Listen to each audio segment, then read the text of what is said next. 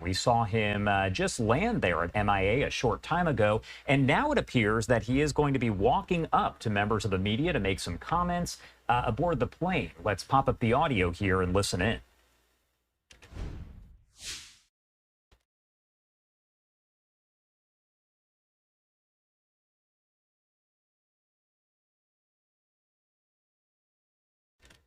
And it does appear that this is going to be tape playback. So it would have happened a bit earlier on the plane. And right now we're getting in this feed here. So it hasn't started just yet, but they are kind of queuing it up. And you can see as folks are gathered there with their cell phones, they are ready to listen in here. And the second we see that start playing, we are going to make sure to bring that to you here on Live Now from Fox, as we always do. But a lot of times we do get these coming into our newsroom, and they come in as, again, what we call tape playback, where they're recorded there on the plane or in some cases in the Oval Office, and then they kind of feed it to us here.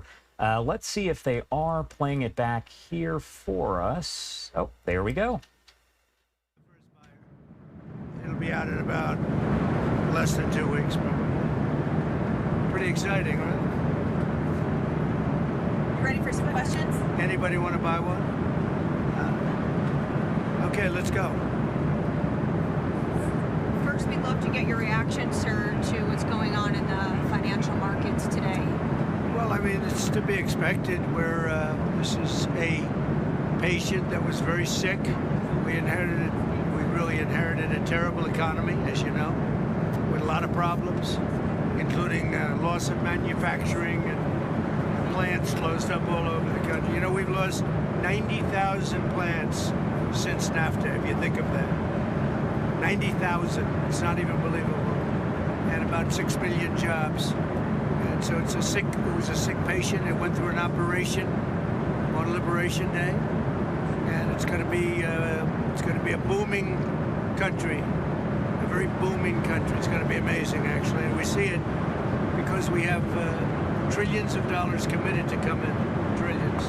Sir, can I ask you, when you say that it was an operation and the patient's healthy now, does that mean you see us as kind of towards the high water mark in terms of how high? Sure. The operation's over, and now we let it settle in. You see the plants are starting to construction already. We have many plants. Indiana, massive auto plant, the Honda, and we have so many plants, and they'll be under construction. And as they start to build, you're going to see a lot of construction jobs, and you're going to see a lot of jobs when they open. Does that mean chips and pharma tariffs are not on the table? They're starting very soon. The chips are starting very soon. Pharma is going to be starting to come in, I think, at a level that you haven't really seen before.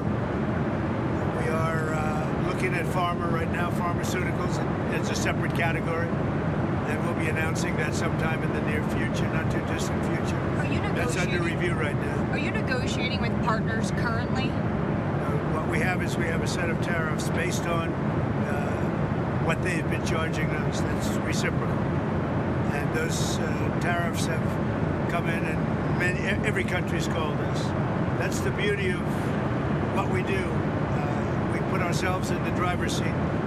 If we would have asked some of these countries, most of these countries, to do us a favor, they would have said no. Now they'll do anything for us. But we have tariffs. They've been set, and it's going to make our country very rich. But are you open to deals with these countries if they're calling you? Well, it depends. If somebody said that we're going to give you something that's so phenomenal, as long as they're giving us something that's good. For instance, with TikTok as an example, we have a situation with TikTok where China will probably say, we'll approve a deal, but will you do something on the tariff? But the tariffs give us great power to negotiate. Always have. I've used them very well in the first administration, as you saw, but now we're taking it to a whole new level because it's a worldwide situation, and it's very exciting to see. And what it's done is driven a lot of great companies to our country, and you're going to see construction starting all over. I already got a couple of calls from Lee Zeldin from Environmental. He's got some big plans to approve. like really big. How long will it take to get American manufacturing to where you would like to see it? Well, let's say it's a 2-year process. They start a plant, and they're big plants. We're giving them approval to also, in many cases, to build the electric facility with it. So you have electric generation and the plant, and they're big plants. Now, the good news is a lot of money for them, and they can build them fast, but they're still very big plants. So I'd always say it would take a year and a half to 2 years. Mr. President, I'm curious. They've already started. Mr. President, have you been following the New York City mayor's race, and specifically Andrew Cuomo is now the front runner according to the polls? How do you feel about that? Do you think you can have a good relationship with the mayor, Andrew Cuomo? Well, I've always gotten along with him. We had our ins and outs a little bit. We did a great job for him. Remember, we built the convention center rooms for him. He didn't use them, unfortunately. And we sent the Mercy ship. We sent the really magnificent hospital ship, and they didn't use it. But we always had a pretty good relationship. You going to make an endorsement in that race? Well, it's not something I'm thinking about yet. Is he thinking about running? Yeah. On Russia, Ukraine, there's a Russian envoy in town for some meetings. Can you give us an update on how that's going? We do. We have an envoy from Russia. We're talking about it. We'd like to see that stop as soon as possible because thousands of people are being killed a week. Soldiers, mostly soldiers, and Ukrainian soldiers and Russian soldiers. And you're losing 2,000, 3,000 sometimes a week. So we're spearheading the drive to get it done. Europe has not been successful in dealing with President Putin, but I think I will be successful. Sir, can I ask you about the NSC? How many staffers were let go and why? Your National Security Council, how many staffers were let go? There were some. Always we're going to let go of people that we don't like, or people that we don't think can do the job, or people that may have loyalties to somebody else. You'll always have that. So you mentioned Netanyahu recently. Israel has now talked about staying in Gaza, doing long-term occupation. Has anything changed in regard to the U.S. Gaza-Israel plans? I spoke to him today, as a matter of fact. And I think he's going to be coming to our country sometime in the not-too-distant future, maybe next week. And we'll speak about Israel, and we'll speak about what's going on. That's another thing we'd like to get solved. And I think we will get it solved. But I think he very well may be coming next month. Benjamin Netanyahu. Sir, can I follow up on your earlier comment about TikTok? You said that the Chinese might be willing to agree to approve that sale in exchange for tariff relief. Is that something that you've floated to them, or you've heard from them? Or no, I'm just using that as an example. Okay. Let's say we had a problem with TikTok, and let's say China wasn't going to approve. We could use tariffs in order to get it approved. The deadline is you give them Saturday. something in return. What's the update on the deal negotiations for TikTok? We're very close to a deal with a very good group of people for TikTok. Larry Ellison and Oracle? Is it multiple investors? Multiple. And then did the last minute bids kind of throw things into disarray for you, or do you have your strategy completely locked up on who's going to... Which last minute? On acquiring TikTok. No, I think that China maybe will call and say, well, we're upset with the tariffs, and maybe they want to get something a little bit in order to get TikTok approved. Who knows? Is there plans underway to speak to Xi? I have no knowledge of that, but that's the kind of thing. On Israel, can you give us any update on the Palestinian relocation plan? Are we talking to any countries? We're going to try and solve the Gaza problem. It's been a problem for many years, for many, many decades. It's been a big problem. I've met with, as you know, a lot of the hostages. It's a terrible situation. But if you notice, hostages are being released now. And that's happened only since I got involved. So we have hostages being released, quite a few, actually. But you're still committed to the and relocation? Hopefully, I'd like to get as many hostages as we can. And then Gaza's a very, very important thing. It's been under siege for many, many years. And it's a shame. It's a shame. A lot of people die in Gaza. Gaza's been a place we have a lot of people die. A lot of bad things happen in Gaza. We'll see what we can do about it. The dinner tonight, can you tell us about it? Who's going to be there? Any leaders? So dinner tonight is sort of I have a couple of them actually, but a lot of it's based around charity. It's at Doral, and we raise a lot of money for charities. We're going to also have having one of the big golf tournament, professional golf tournament there, LIV, and that'll take place over the next few days at Doral from I guess tomorrow till I think they have a pro-am right now, but I'll be speaking tonight. I think I'm making a speech to the players, great players, some of the best players in the world, and ultimately, hopefully, the two tours are going to merge. That would be good. I'm involved in that too. But hopefully we're going to get the two tours to merge. You have the PGA Tour, you have the LIV Tour. And I think having them merge would be a great thing. Mr. President? Yes. About the tariffs, do you have any message for the American businesses that might feel the impact of any reciprocal tariffs coming from the EU, for example, or from other countries? Well, I think it's going to all work out. Remember, there are no tariffs if you build your plant or you build your product, make your product in the U.S. And so a lot of people, I mean, there's going to be a transition period because they're going to be building instead of paying tariffs to some other place. But there are no tariffs. You know, if you think there are no tariffs, all you have to do is build, make your product in the United States. So it's and a lot of people are doing that. They're moving, like the auto companies. I know I spoke to 2 of the 4 or 5 that are really active. And they've already started moving their parts making things out of Mexico, out of Canada, and into the United States. Sir, do you have a sense of how long Elon Musk's mission will last and when he will depart? Well, Elon is fantastic. And I think it's, you know, he's a patriot, and I think it's a shame what they're doing with his car company, and a great car. It's a great car, great product. And it tells you what a patriot he is. He's amazing. No, I mean, as long as he'd like, I like smart people, and he's a smart person. I also like him personally. When he endorsed me, that's when I really got to know him. I knew him a little bit before that, but not much, and then he endorsed me. And it was a very strong, embracing endorsement, as we all know. And I would say Elon will stay for a certain period of time, and then he's going to want to get back to his businesses full time. But he's done a fantastic job. We found hundreds of, think of it, just hundreds of, we found millions of dollars of fraud and abuse and waste. And they're still going, I mean, they're going strong. They found something today that's horrible. It's horrible. So what they found, well, you'll find out very soon. What they found is incredible. And I give him a lot of credit. He's got some very smart people with him. Do you think he can finish? They're working very closely with our secretaries and the people that are the heads of. Do you think you would appoint him to another position once his 130 days? I would. I think Elon's great, but he also has a company to run, or a number of companies to run. You know, that he can do this, that he can find the time. He loves the country. That's why he does it. But we're in no rush. But there'll be a point at which time Elon's going to have to leave. So But even doesn't give auto you a date, a companies, specific date on when he's I would think a few months.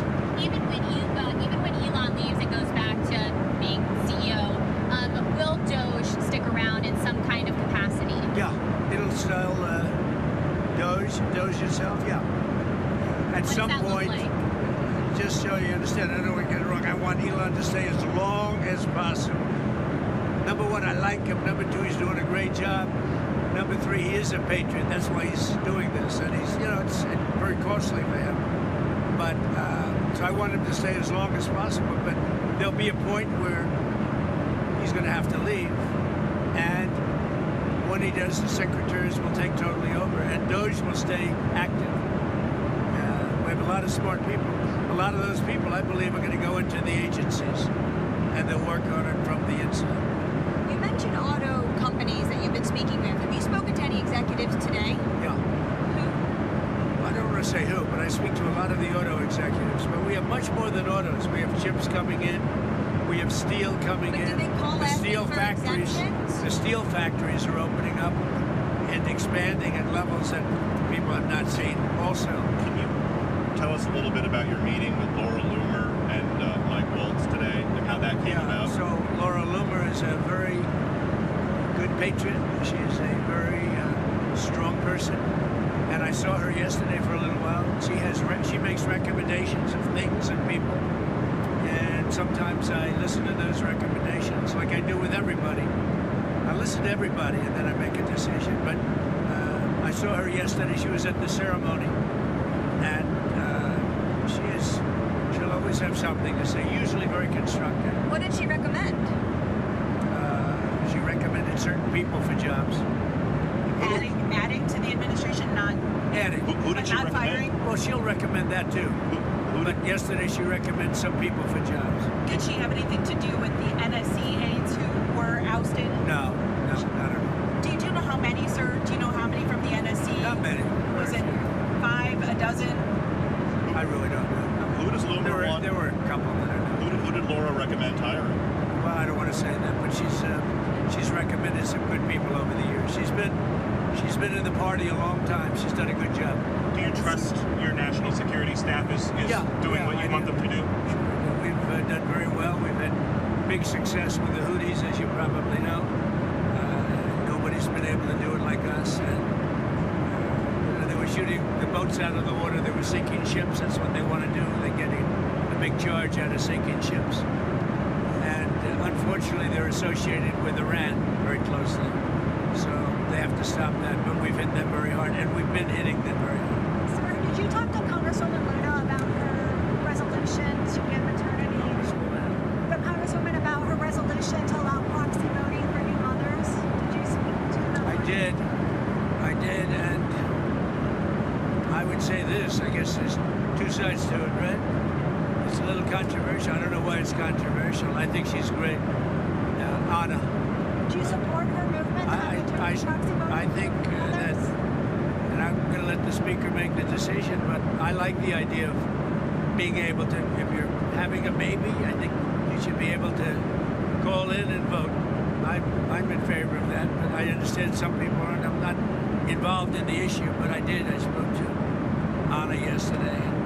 She and some people feel strongly about it, and I would agree with them, yeah. Sir, you mentioned Iran. They have come out and said if they're going to sit down with the U.S., they want to use an intermediary. And I believe the U.S. wanted direct talks. Would you still be willing to talk to them via an intermediary? I think it's better if we have direct talks. I think it goes faster, and you understand the other side a lot better than if you go through intermediaries. They wanted to use intermediaries. I don't think that's necessarily true anymore. I think they're concerned. I think they feel vulnerable, and I don't want them to feel that way. And I think they want to meet Iran. They're talking about Iran. You said you don't think they want to use intermediaries anymore. Did they send another letter? Yeah. Did the UAE let you know about this? I know for a fact. I think they'd like to have direct talks. Can you say anything about what the letter said from Iran? No, I just think I'm just telling you, I think they want to have, forget about letters, I think they want to have direct talks. When could that happen? On Pete Hegseth and this IG investigation, do you want to weigh in on that? What is it? There's an IG investigation into the Secretary of Defense's use of the Signal app. Oh, is that, you're bringing that up again? Don't bring that up again. Your editors probably. That's such a wasted story. So what else? Chinese farmland. Do you have some plans for Chinese ownership of farmland in the U.S.? We look at that all the time. And look, I have a very good relationship with China and with the president, who I have a lot of respect for, President Xi. So, we look at that all the time. Yes. Farmland, it's been an issue for years. People have talked about it for years. But I have a lot of respect for China, and I have a lot of respect for President Xi. When's the last time you talked to President Xi? I speak to him. Doesn't matter when, but I speak to him. Have you talked to Zelensky recently? Not too long ago, yeah. How did that go? Good. I think he's ready to make a deal. No progress, though, other than that? I think a lot of progress. No, he's ready to make a deal, and I think that President Putin is ready to make a deal, and then you'll stop the killing of thousands of young people a week. Did Kirill Dmitriev say that to his counterparts in the U.S.? Who? Kirill Dmitriev, the Russian negotiator that's in Washington right now? I don't talk about specific people. I just will tell you that there's a lot of good conversation going on about Ukraine, Russia. Sir, have you given your approval for the UK's deal over the Chagos Island that Prime Minister Starmer and you discussed? We're talking to the Prime Minister about it, and we'll see how that turns out. We have a very good dialogue going. And I think he was very happy about how we treated them on tariffs. Sir, there are a lot of people who were upset about how the Daily Mail. A lot of people were upset today about how their 401ks were our markets are going to boom. We've got to give it a little chance, but we're taking in jobs and we're taking in industry and we're taking in trillions of dollars. I think our markets are going to boom. Got to give it a little bit of time, but they've already started construction on numerous plants. Soon it'll be many, many plants all over the country. They're going, and Have you both been checking your you got to 401k? give that a little time. I haven't checked my 401k. Thank you very much. Sir, one question on the Fed. A lot of money markets are now pricing in more Fed cuts this year. But one thing I like is interest rates going down. You see that happening. The 10-year yield, you know what's below beautiful 4%. is interest rates go down. I like groceries going down. I like eggs going down. If you look at it, and very importantly, the gasoline prices are going down. So a lot of good things are happening. Thank you very much. Thank you for your time, Mr. President. Sir, appreciate it. All right, there you have it. That was President Donald Trump aboard Air Force One as he did arrive there over in Doral, Florida. We did have an image of that at his golf club a short time ago, but it looks like that is now gone. That audio, of course, on board a plane, so that was why it was so loud in the background. But anytime we do have the president speaking, we bring that to you in full and commercial free right here on Live Now from Fox.